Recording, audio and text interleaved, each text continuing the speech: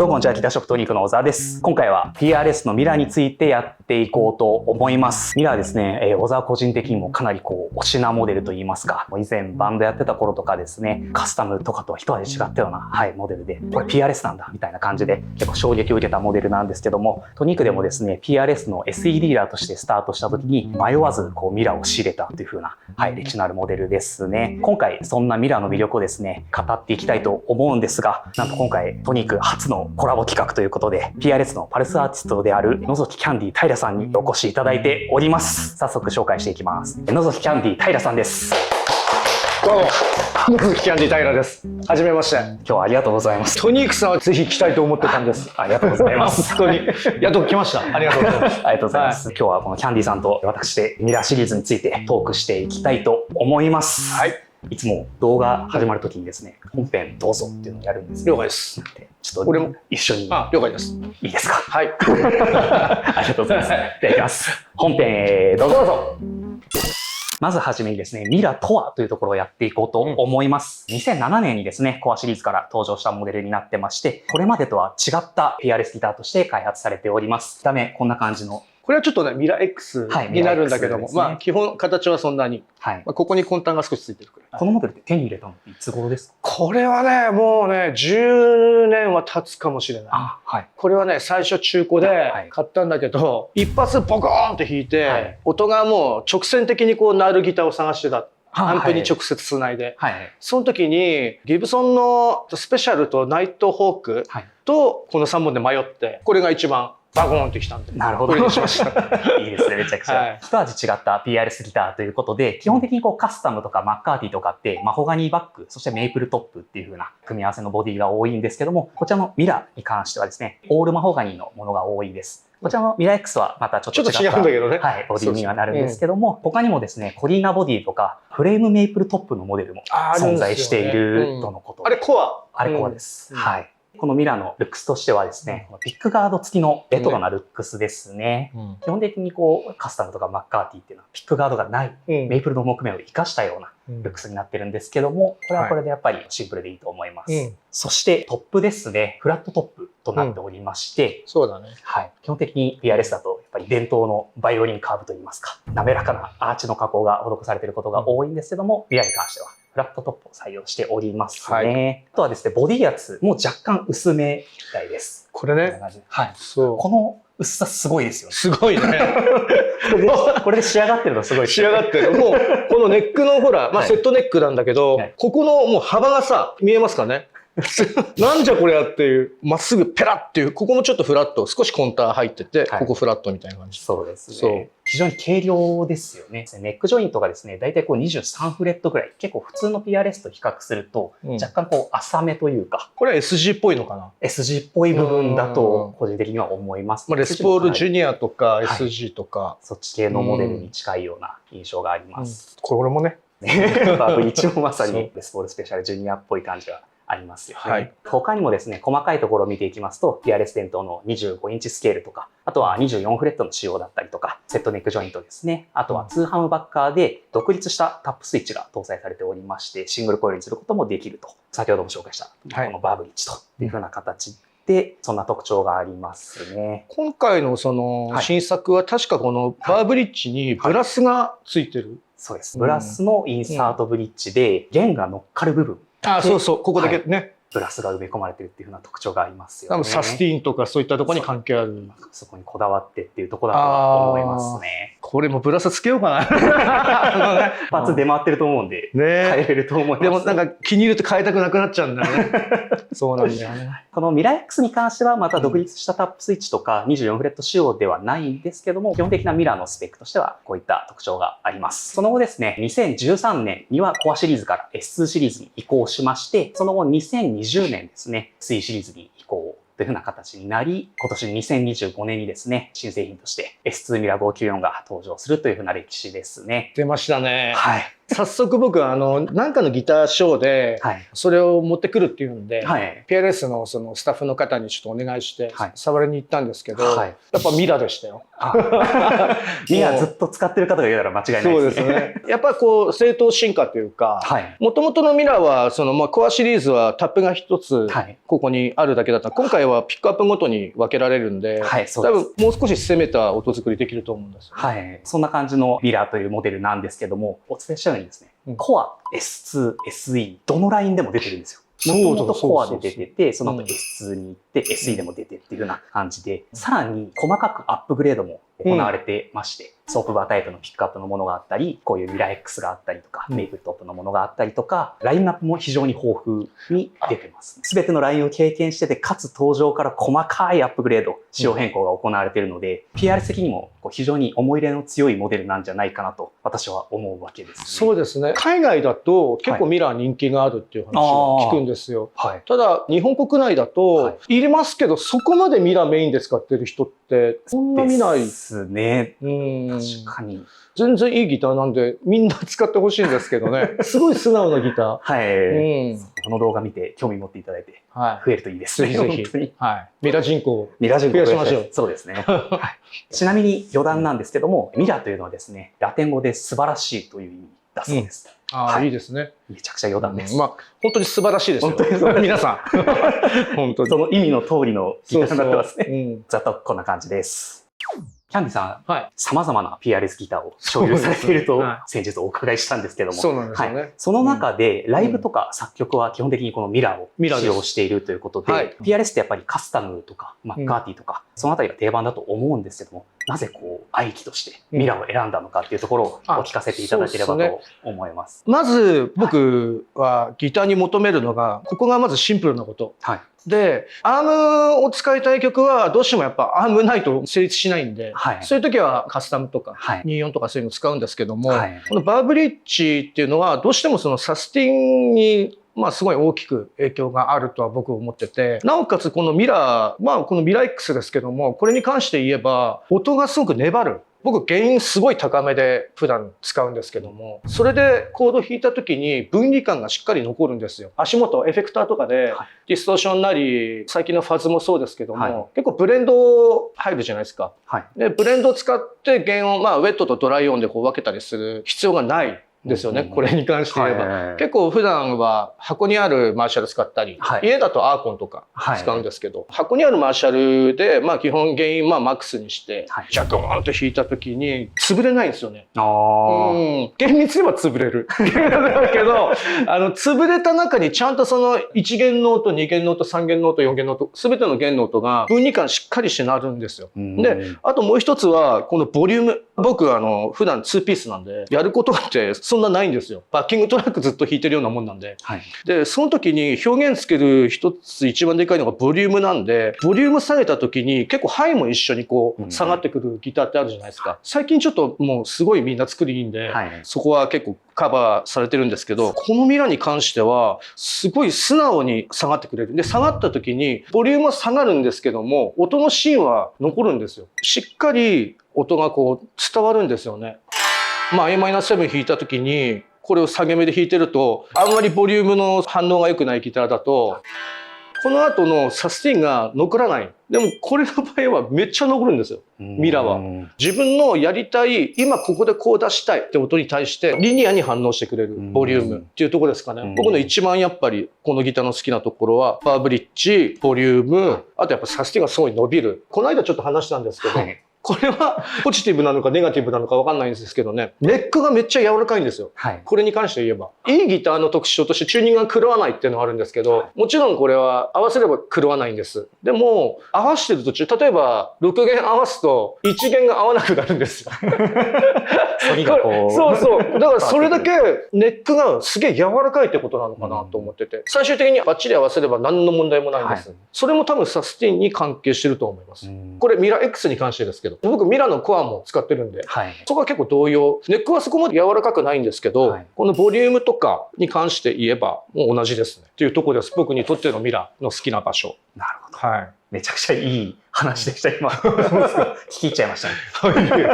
まあネックがちょっと柔らかいっていうのは、それはそれでこう、またサウンドにある意味関わってる部分もあるかもしれないですよね。絶対あります。硬すぎるとそれはそれでまた振動の仕方とかが変わったりとか。硬い音になるし、さっき言ったアームもそうじゃないですか。やっぱり後ろにスプリング入ってると、ちょっとスプリング入った音になる。チリキャスもやっぱコマだとコマの音になるんで、多分この作りの音なんですよね。シンプルですけど、すごい細かい部分がしっかりしてる感じですかね。そうですね。すごく気持ちを乗せやすいギターです。めちゃくちゃいいですね。なんかカッコつけてる？大丈夫？全然こんな感じで話してもらえるとありがたいです。ステージとかの使い心地はどうですか？軽いんですよ。とにかく。で、軽くて丈夫。さっきネックの話とちょっと相反するんですけど、ツアーとか回った時にサブ持っていく人もよくいると思うんですけど、飛行機で荷物でこう箱に入れるじゃないですか。あの時に結構後でメンテナンスしないといけなくなることとかあるんですけど、これの場合全くないですね。すごいタフなギターだと思いますよ。他のカスタムにも全て PRS 全体として言えるのは、やっぱり初めからそのままいい状態で弾けるものが多い。よく言いますけどね。個体差数が少ないって言うんですけど。そうですね。出荷時のセッティングとかも本当バッチリなものが多いので。愛がある。本当に愛がある。愛があるんですよ。そう。そんな感じのミラーなんですけども、取り回しが効きやすかったりとか、軽くて丈夫だっていう部分だったり、あとはサスティンがあって、ボリュームを絞った際にも変な音痩せがなくて、ちゃんと芯が残ってるサウンドが出るっていう風なところが非常に魅力な部分だということですね。そうですね。はい、ありがとうございます。ミラーってPRS の中でもちょっと異色なモデルではあるとは思うんですけども、それがまたすごいいい部分かなと。そうですね。どうしてもピアルスっていうとトラメ、バードインみたいな、あれもかっこいいんですけど、そうですね。そう。この潰しも潰しでいいですよね。そうですね。ギターの作り自体がいいんで、ここじゃないですか、ピアルスって。ここね、ストラップピン、みんなこれで最初戸惑うっていう。普通のやつ入んないですよね。ストラップ。穴ちっちゃすぎて。必ずストラップのここ切るんですよね。あります、あります。ここ外れ防止用のゴムとかつけたり、いろいろ器具ありますけど、それなしでもいいですもんね。そうですね。このサイズだったらクリアできれば入れることができれば。そう、こっちもそうだし、ね、これもそうですね。はい。先日リリースされた S2 ミラー594なんですけども、こちらですね。いいよ。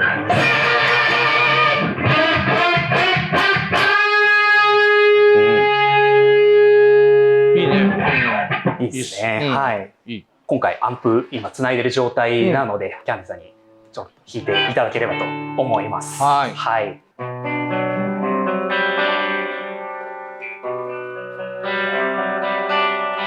これクリーンとクランチ、どうする？パチパチ切り分けるか、ボリュームでいくか。切り分けも欲しいですね。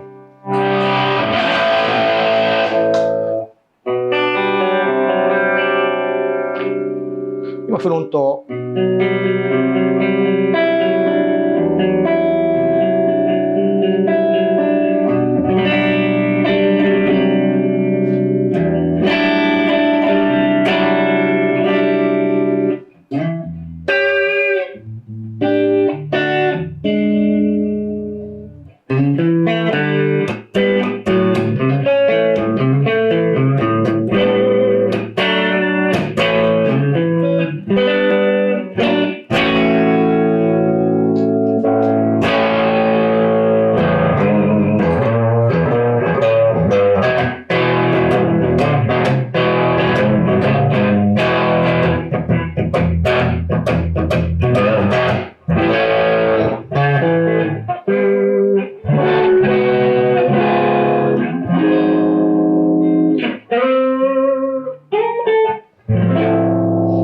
甘いね。いいですね。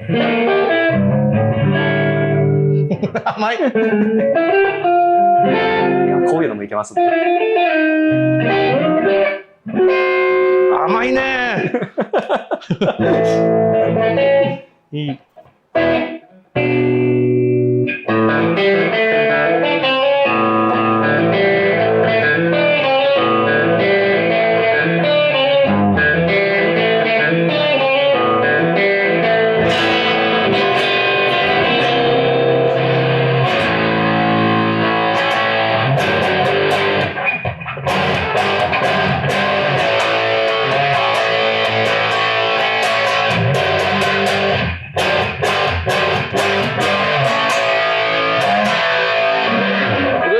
アもう一つあった。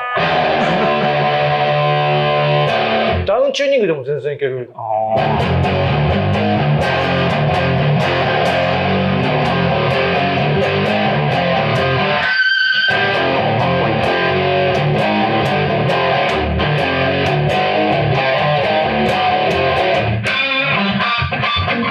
うん、いいよ。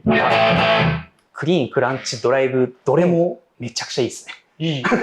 なんか甘い。甘いですね。まあ僕があんまりこうリアを使わないっていうのもあるんだけど、はい、基本フロントの音でソロとか、はい、ちょっとエッジ欲しい時に結構リアにするくらい。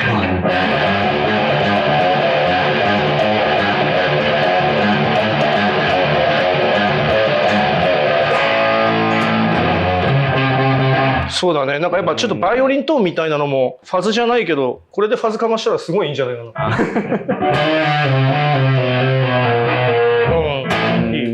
いや、いいですね。はい。ミラ594のですね、スペックちょっと紹介していこうと思います。まずこちらですね。オールマホガニーのボディです。塗装がですね、極薄のラッカーなんですけども。薄いよね。もう。めちゃくちゃ薄いです。木が見える。そうですね。ちょっと凹凸見えてますね。で、この厚みもですね、PRS の基準がありまして、髪の毛2本分の厚みで。髪の毛2本のこう厚み、こんなもんですかね。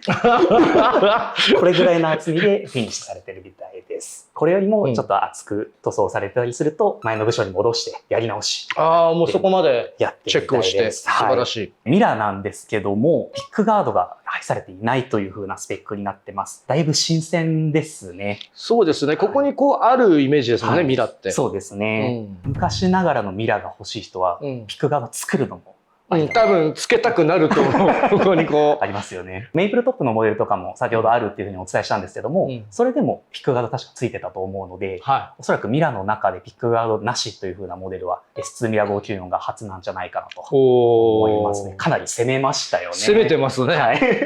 ブリッジのここ、ブラスのついてる部分だけやっぱ色違いますね。そうですね。ちゃんと埋め込まれてますね。ここね。バーブリッジというところは同じなんですけど、そのバーブリッジの中でも PRS の中で改良を施していって、で今の一番いいブリッジがブラスインサートっていう風な部分なんだと思いますね。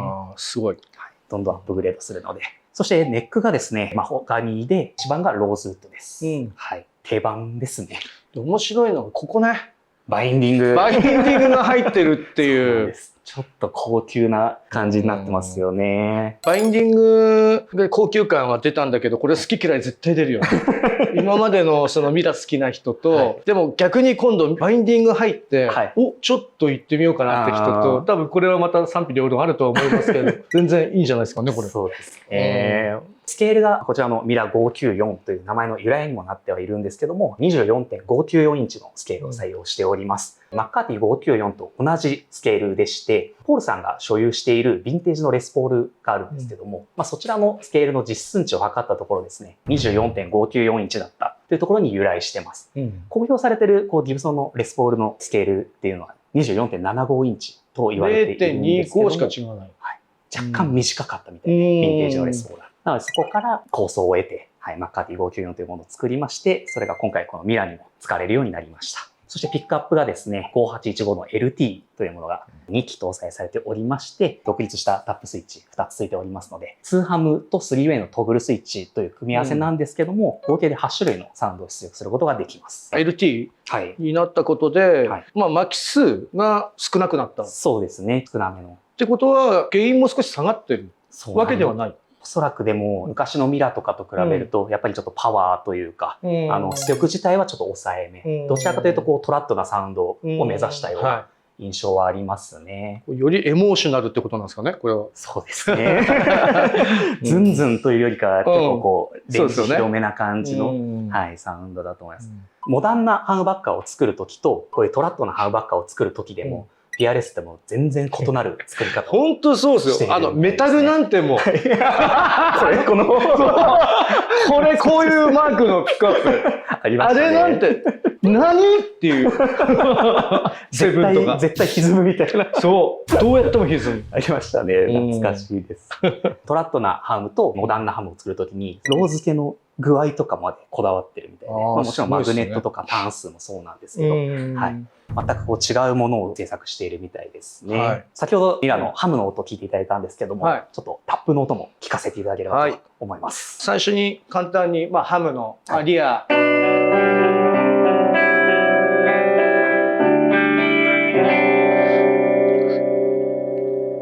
リアの今度タップでシングルにします。一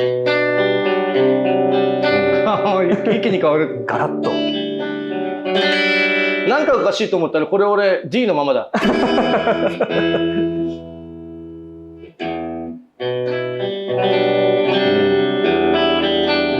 やっぱりジャキって弾いてよ。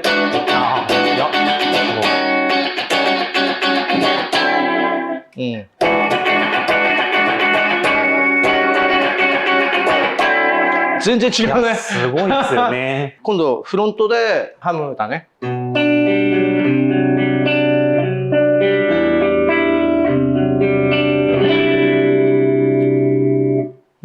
でシングル。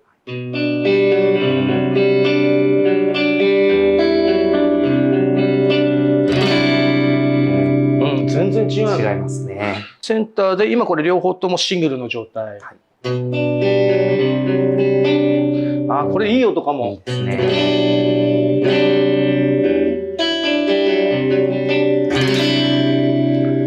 でこれは両方とも効くんだもんね。そうです。センターでフロントをハムの状態。少しマイルドになるのかな。は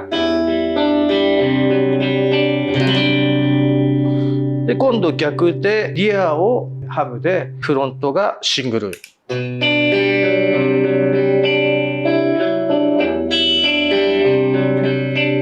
これも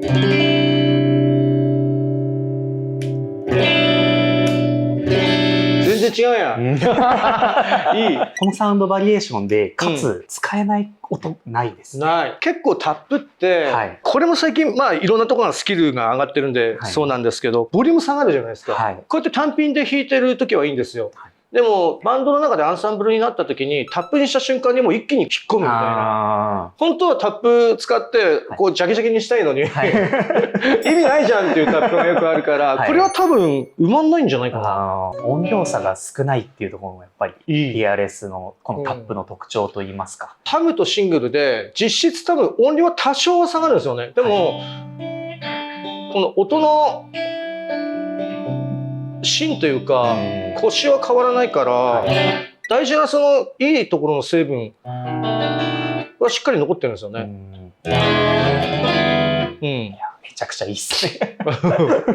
マッカーティ594というモデルがですね、ヴィンテージのレスポールスタンダードをモチーフとしているのに対してですね、こちらの S2 ミラー594っていうのはオールマホガニーのボディで、スケールもマッカーティと同じく 24.594 インチなので、ヴィンテージレスポールからインスパイアを受けたスペックのレスポールスペシャルというか、そんな感じがしますね。ポールさんはそのヴィンテージのレスポールをパフもやっぱ追ってるくらいなので、すごくこうリスペクトしてオマージュしてると思うんですけど、僕の中では結構それも踏まえてPRSに昇華してるって感じはするんですよね。ギブソンテイストっていうものをそこまでこうしょわなくてもいいのかなって思いました。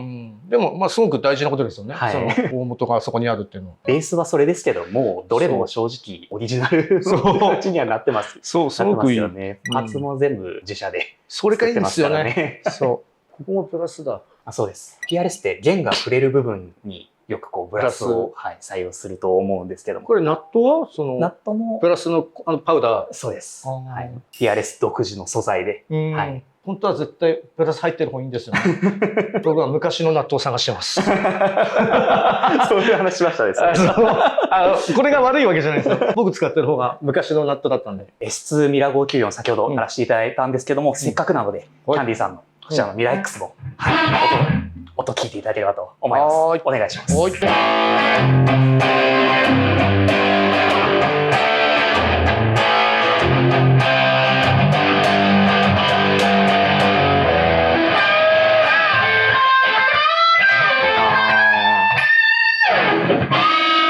この音、なんかいいんだよね。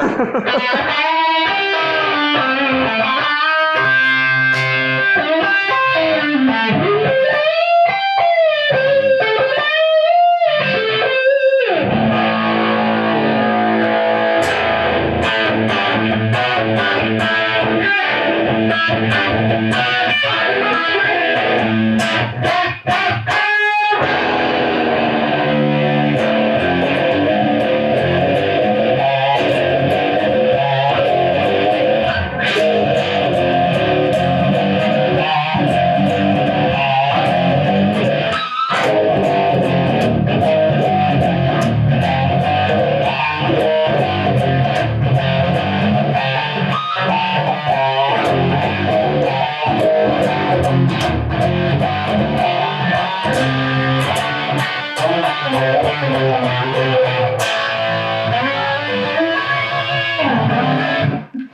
いいっすね。なんかやっぱりキャラクターはちょっと違うような感じはありますね。多分やっぱり原因が違うんだろうね。ミラノともやっぱりちょっと違う。はい、ミラ X っていうピックアップなんで、はい、多少ちょっと暴れん坊。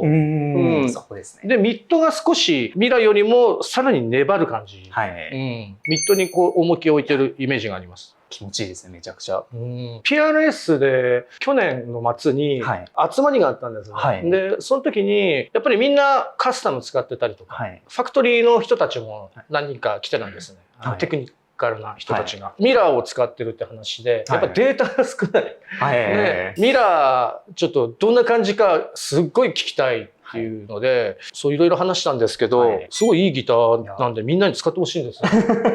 新作出たじゃないですか。はい、だからぜひみんなちょっと手に取って、一回多分触ってみたら分かるような気がする。S2 ミラ594とこちらのミラ X ですね。それぞれサウンドチェックやっていこうと思います。ミラ X のスペックざっくり紹介しますと、ボディがオペチェですね。シポネックハーフェローシュバンというふうな、はい、ちょっと特殊な木材構成になっております。フラットトップでパワフルなハームバッカーが2機搭載されておりまして、22フレット仕様で 24.5 インチスケールという風なスペックになってます。ちょっとこうオーソドックスなミラーよりもミラー594に若干近いですよね。そう、22フレットで。この長さもね。スケールもはい、ほぼ同じぐらいっていう風なところで、同じこうミラーというくくりなんですけども、サウンドがどれぐらい違うのか、はい、早速やっていこうと思います。はい。ということで、音聞いてみてください。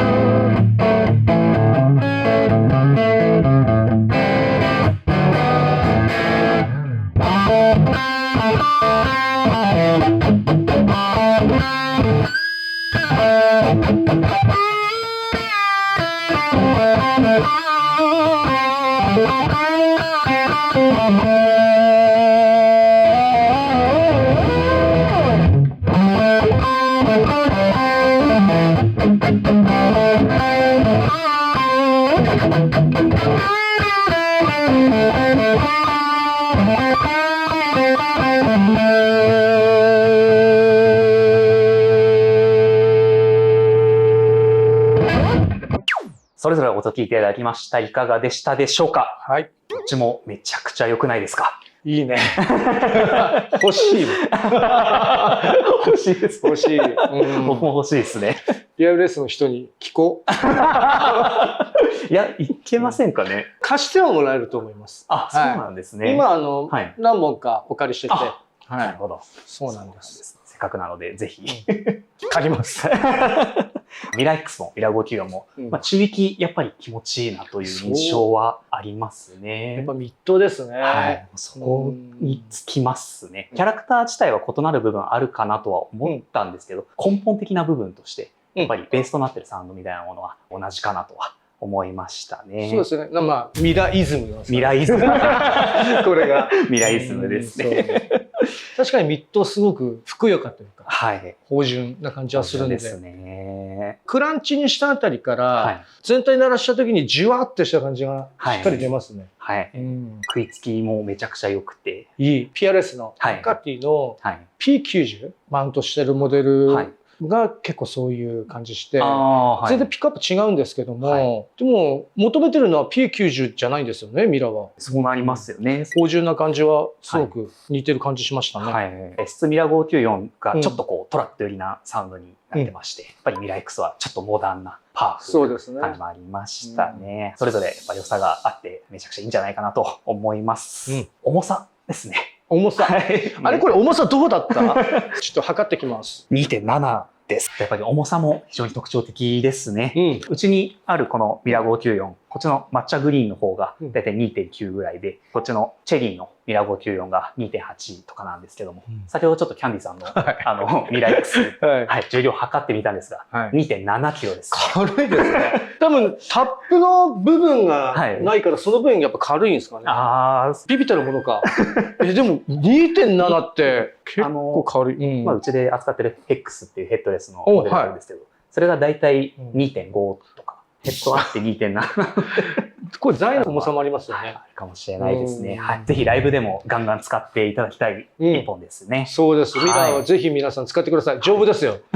僕何回もこれ倒れちゃってるんで。全然大丈夫です。問題なく。倒しちゃダメですけどね。ヒヤヒヤしますね。最後にですね、PRS を検討している皆様にキャンディさん一言お願いします。PRS ってさっきもちょっと話したんですけども、トラメのイメージ。トラメもかっこいいですよね。バードインで鳥のマークのイメージが強いんですけど、それを取ってもあまりあるくらい魅力的なギターですよ。先ほども話した通り、音が素直に出る。プレイヤー側がこういう風に弾きたいっていうものに対して何も邪魔しない感じがします。僕が弾いてる感じではね。これから初めてギター取るって方もぜひおすすめですし、ギブソンとかフェンダー行っちゃうんだよなって人も一回ね手に取って、で多分思想じゃわかんないんですよこれ。家に持ち帰ってちゃんと落ち着いた場所で家のアンプでこう何度か鳴らしてわかる感じしますね。僕の中ではね。ちょっと気になったらぜひぜひ手に取ってみてください。で今ミラーのこの594出たばっかなんで、ここでも置いてますかね。もちろん取り扱ってます。ですよね。なんでぜひトニックに来た際は一回触ってみてもらいたい。鳴らしてみていただいて。他触っちゃダメ。いやそんなことはないんだけど、一回触ってみてほしいです。PR 全体もね、ミラーに関わらず、ぜひ皆さんPRS で働いてる人たちも本当なんかミュージシャンシップを持ってやってる人たちが多いので、ぜひ一度手に取ってみてもらいたいと思ってます。よろしくお願いします。ありがとうございます。ということで本日のゲストは野崎キャンディ平さんでした。ありがとうございました。ありがとうございます。ということで本編終わり。ありがとうございます。こちらこそ改めて来ていただいて、突然うちの社長から連絡があり、キャンディさんという方とつながってて、動画撮らないかみたいな感じで連絡いただいて、なんかこうパルスアーティストに選ばれましたよっていう、一応なんかこうほらメンテナンス一番最初にしてもらったのがここの社長さんなんです。名前は言っても大丈夫？もちろんです。佐賀君なんです。なんか僕の中でやっぱりちょっとこうポイントにはいる人間なんです。佐賀君ってなんかすごいベタベタは何もしないんですけど、このギターを扱う人としては。なんであの時メンテナンスしてもらった PRS パルスアーティストに選ばれたよっていうのを今回3回目っていうので、1回目は俺ちょっと偶然もあるなって思って、なんか血迷ってパルスアーティストに選んでもらったなって思って、で2回目はあれ偶然ではないけど、もしかしたらまだ何か後で何かめくれちゃうかもしれないと。3回目はさすがにもう偶然じゃないでしょと思って、ちょっともう自信を持って佐賀君に今回も3回目選ばれました。そしたらすぐ佐賀君の方からおめでとうございますって言ってもらったんで、僕そんなになんかピロピロ弾くタイプではないですけど、コラボできたらいいねって話をしてたら、早速この話をいただいてぜひぜひお願いしますと。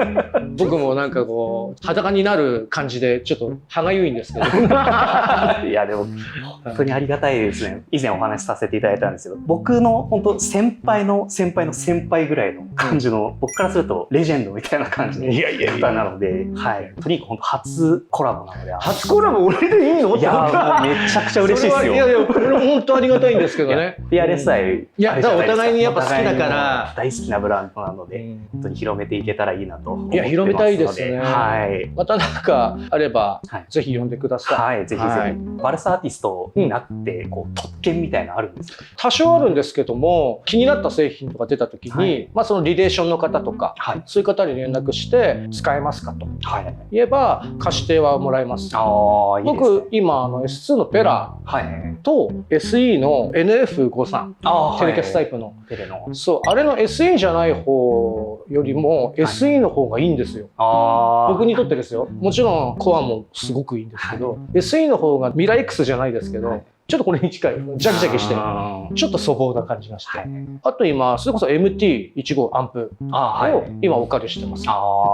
そういうサポートをしてもらえるってめちゃくちゃいいですよね。そうです。何よりも自分の好きなメーカーなんで、そこがそうやってまあ認めていただいたっていうので、まあこっちも励みになりますよね。スタッフの方たちと話してる時にチェックはしてくれてるんですよ。PRS の USA の方もちょこちょこチェックはしてくれてて、でリレーションの方からも何かあると US、PRS ジャパンどちらからもこうメールいただいたりとか、なんでしっかりこうケアとかそういうものを大事にしてる会社だなと思いました。そうですね。うちもやっぱり PRS 取引させていただいてて、サポートの手厚さは尋常じゃないですね。アフターケアの面もそうですし、このお店でどんどん PRS を広げていくためにこうどうすればいいかっていうような話とかいただいたりして、SE 専用のセミナーだったりとか、PRS ギターに関するセミナー何回も開催してくれて、そうなんでトニックメンバーで呼ばれていって、より PRS 愛を深めて帰ってくるみたいな、これもいただいたんですよこの間。そうですよね。思いっきりそうですよね。正直うちもそんなに大きな店舗ではないんですけども、そうやってちゃんと気にかけてくれて、そういうサポートしてくれるっていうようなところで、PRS 個人的にもめちゃくちゃ大好きなブランドなので。すごいですよね。大手になるほどやっぱりそこまでこういかなくなるというか、意識的にはそういうのを皆さん当然したいんだと思うんですけど、メーカーも結構大きくなるとそこまでケアできなくなってくるじゃないですか。そうですよね。PRS って今フェンダー、ギブソンに続くまあ3代目って言われてるくらいのところで、ここまで結構細かいところまでケアするってやっぱり愛ですよ。愛がある。全てはもう愛です。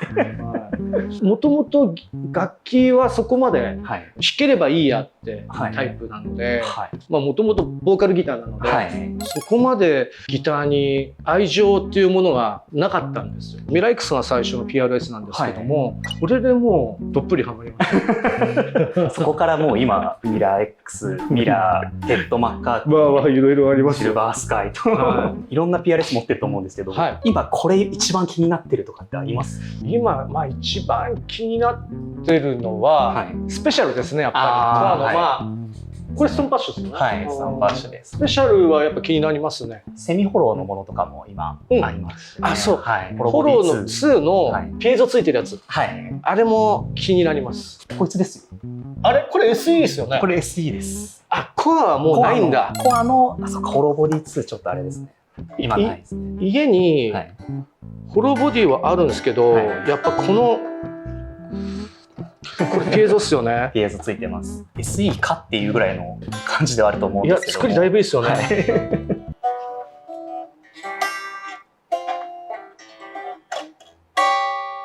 いいっすね。